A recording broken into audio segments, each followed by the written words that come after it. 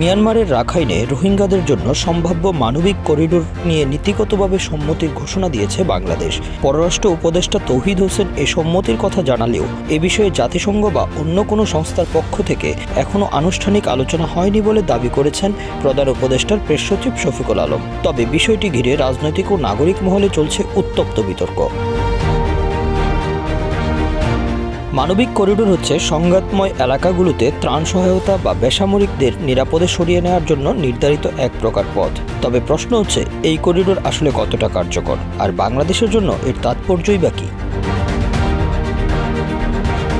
বিশ্বে মানবিক করিডোরের ধারণা নতুন নয়। দ্বিতীয় বিশ্বযুদ্ধের সময় নাৎসি জার্মানির কবল থেকে ইহুদি শিশুদের যুক্তরাজ্যে সরিয়ে নেওয়ার ক্ষেত্রে মানবিক করিডোরের প্রয়োগ দেখা গিয়েছিল।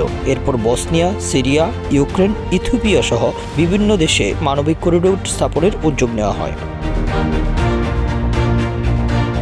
বিশেষজ্ঞরা বলছেন, যেখানে যুদ্ধ কিংবা অবরোধের কারণে মানুষ খাদ্য, পানি, চিকিৎসা পায় না, সেখানে এই করিডোরের মাধ্যমে সহায়তা পৌঁছানো বা মানুষকে সরিয়ে নেওয়া হয়। তবে এর জন্য আন্তর্জাতিক সম্মতি অত্যন্ত জরুরি।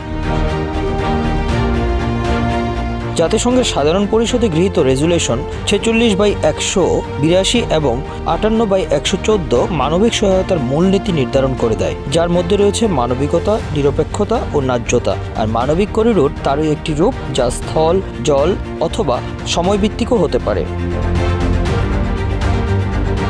তবে মানবিক করিডোর মানেই যে সবসময় সফলতা এনে দেবে এমনটা নয়। অনেক ক্ষেত্রে দেখা গেছে বিবাদমান পক্ষের অনৈক্যের কারণে করিডোর কার্যকর হয়নি, এমনকি ত্রাণ কনভয়ের উপরও হামলার ঘটনা ঘটেছে।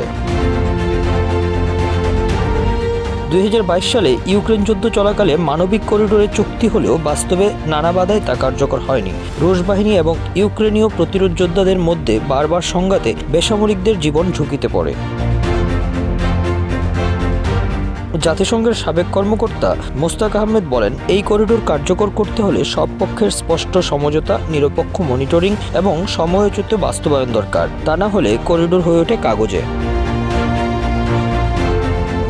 ইয়েমেন বা কঙ্গোর মতো অঞ্চলে মানবিক করিডোরের প্রয়াস সফল হয়নি। তবে ইথিওপিয়ার টাইগ্রে অঞ্চলে করিডোর পুনর্চালুর মাধ্যমে হাজারো মানুষকে রক্ষা করা সম্ভব হয়েছিল।